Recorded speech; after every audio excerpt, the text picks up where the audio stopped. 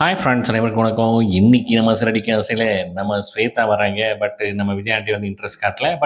ஸ்வேதா சொன்ன விஷயத்தில் வந்து பயங்கரமாக வாய பொளந்தாங்க. என்னன்னா, அதாவது ஸ்வேதாக்காக வந்து ஸ்வேதா வந்து மனோஜ்க்காக ஒரு பொண்ணை பார்த்துருக்கேன் அப்படின்னு வந்து சொல்கிறாப்புல.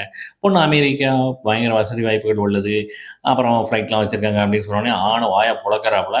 அதுக்கப்புறம் வந்துட்டு மனோஜுக்கும் வந்து ஒரு மாதிரியா கிறங்கிறாப்புல. ஆஹா, ஓகே அப்படின்னு. ஒரு கண்டிஷன், அவங்களும் வந்து டைவர்ஸ் தான் அப்படின்னு சொல்ல, டைவர்ஸா? இங்கேயும் டைவர்ஸ், அங்கேயும் டைவர்ஸ் தானே, ஒன்றும் பிரச்சனை இல்லை அப்படின்னு சொன்னோடனே, ஓகே அப்படின்றாங்க. இதெல்லாம் பார்த்துட்டு சரின்ட்டு அப்புறம் ஸ்ருதியும் வந்து வர சொல்கிறாப்புல நம்ம விஜய் ஆண்டி.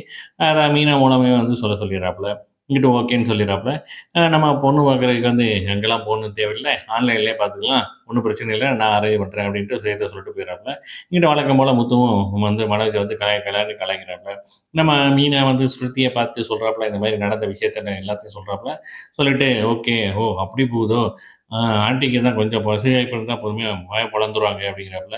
சரின்ட்டு எல்லாம் பேசிட்டு முடிச்சுட்டு இருக்கும்போது ஒரு கொரியர் வருது. என்ன அந்த கொரியர் அப்படின்ட்டு நம்ம ஸ்ருதி வாங்கி பார்க்க, அதில் வந்து ரவி பொக்கேஸ் அப்படின்னு சொல்லிட்டு ஒரு இன்விடேஷன் வருது. கீழே வந்து நீது ரவின்னு இருக்கு.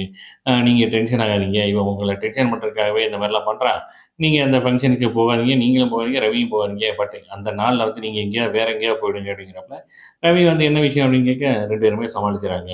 இந்த பக்கம் பார்த்தீங்கன்னா, நம்ம மீனாவோட குரூப்ஸ் எல்லாம் வருது பார்த்தீங்கன்னா, எதுக்காக அந்த பூ வியாபாரிகள் சங்கத்தோட தேர்தலுக்காக வந்து அ ம மனு தாக்கல் பண்றதுக்காக வர்றாங்க. சரின்ட்டு பார்த்தா பயங்கர மேளதாளத்தோட சிந்தாமணிக்கு ஒரே கிலி வயித்துல. அப்புறம் பார்த்தா என்ன பண்றதுன்னு தெரியாம முழிச்சுட்டு இருக்காங்க. இங்க பார்த்தா முத்து, அப்புறம் நம்ம மீனோட தம்பி எல்லாம் வந்து டான்ஸ் பயங்கரமா ஆடுறாங்க. இப்பயே ஜெயிச்ச மாரியே வந்து இது பண்ண, எல்லாரும் வந்து "என்னப்பா ஏதுப்பா?" அப்படின்னு கேட்க, இந்த மாரி அப்படின்னு வந்து சொல்றாப்புல. இது முதல்ல என்னென்ன செய்வீங்க அப்படின்னு, அதெல்லாம் கண்டிப்பா நாங்க எல்லாம் செய்வோம். இத்தன நாள் இவங்க வந்து என்ன செஞ்சாங்க அப்படிங்கிற மாரி வந்து சிந்தாமணிய ஏத்தி விட்டுறாங்க.